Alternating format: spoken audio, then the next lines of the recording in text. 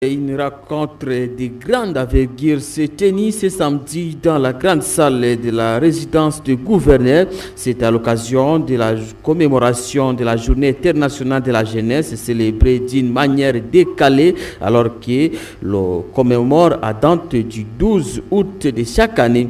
Pour cette session, c'est le ministre provincial de la jeunesse, Jacques Anzapete Danga, qui a donné le go à cette cérémonie. On écoute son extrait au micro de Joseph Bobali.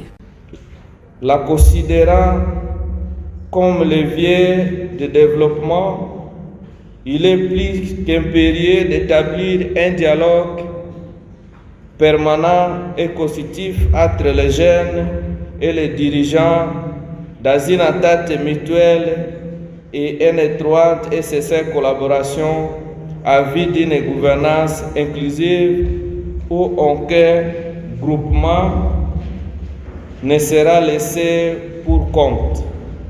Enfin, c'est l'occasion pour moi, en tant que ministre provincial de tutelle, d'inviter les uns aux autres à se dépasser de tout préjugé, de poser un pas vers l'autre et se tenir la main dans la main pour la construction de notre province, en particulier, et la République démocratique du Congo en général. Mesdames et messieurs, au nom de son Excellence, Monsieur le gouverneur des provinces et au MIEPRO, je déclare donc lancer cette activité ou l'atelier de ce jour.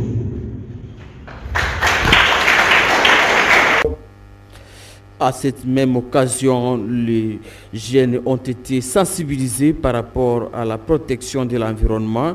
On écoute l'extrait du ministre provincial de l'environnement, Wivin Tungu. C'est un panel important pour nous car nous sommes devant la jeunesse. On doit l'expliquer ce que nous faisons, c'est important. Comme ministre de l'environnement, je les ai expliqué pourquoi on doit déboiser, pourquoi aussi on doit reboiser. Et leur donner aussi la responsabilité de la protection de l'arbre, parce que l'avenir de demain appartient à la jeunesse. Nous sommes déjà partants. Nous allons laisser la place à la jeunesse. Si la jeunesse comprend la quintessence de l'arbre, ils vont en faire un beau parent et ça va bénéficier à notre avenir, à notre avenir du pays. Parce qu'aujourd'hui, notre pays est compté parmi le pays qui engorge une bonne quantité de la forêt, qui engorge une bonne quantité de carbone pour le monde.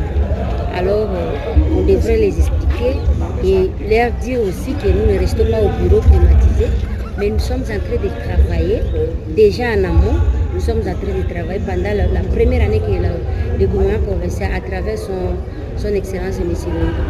Jean Bakoumito, qui nous avait confié cette mission-là de protéger l'environnement.